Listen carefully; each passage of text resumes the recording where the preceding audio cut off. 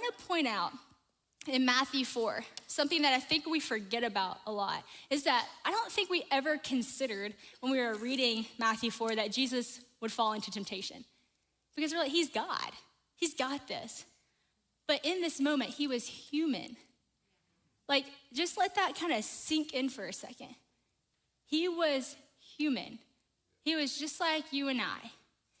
And what the enemy did and what the enemy tempted him and promised him was actually a pretty legitimate temptation that Jesus could have fell to. It was actually a really good offer that the enemy made when he said, all of this, all of these kingdoms, all of this glory, I will give to you if you bow to me. Now we think about that and we're like, why would Jesus need that? Why? But at this point, this was before his ministry was like huge. This is before he was actually gonna go and actually do what he was called, sent by the Father to do, to build the kingdom on earth. And before he goes into any of that, knowing, because Jesus knew that's gonna be hard, he knows I'm gonna have to die for this. He knows the sacrifice he's gonna make. And here, before any of that happens, the enemy says, right here, right now, I'll give it to you.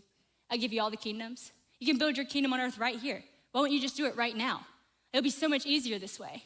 This will be so much easier. This will be so much better. And when I started to think about it like that man, he was human and he actually got offered everything that he came for without the sacrifice of it. And I think that that's what the enemy does to us a lot. He'll offer you an easier way. That's not God's way. And when you look at it, you're like, well, that's not a bad offer.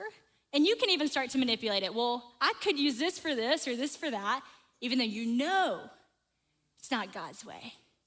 And the enemy promised him all of that without the view of sacrifice. But don't we know that everything has a sacrifice? Just like what I just mentioned, all of those things that doesn't look like it has a sacrifice has a very much so hard sacrifice. But which are you willing to make? You sacrifice, do you bow to the world? Do you bow to the enemy? Or do you bow to the throne of God? Both might cause crazy circumstances to happen. Both are iffy.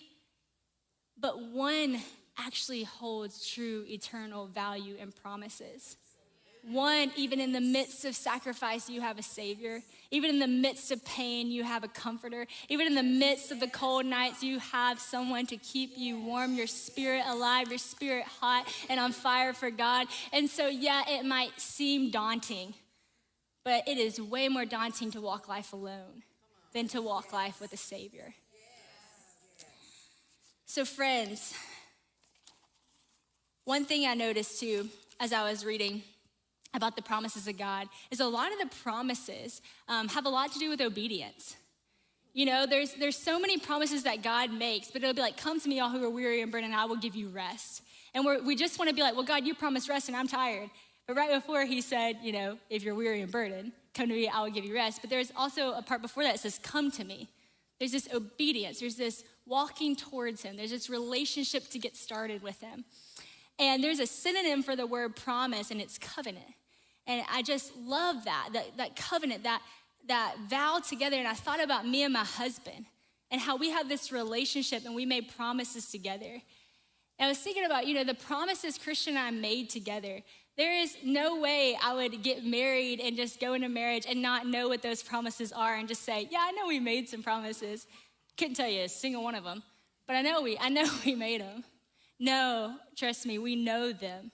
You know them. If a boss gives you a promise that he's gonna give you a raise, you don't forget that promise. You're waiting on that promise.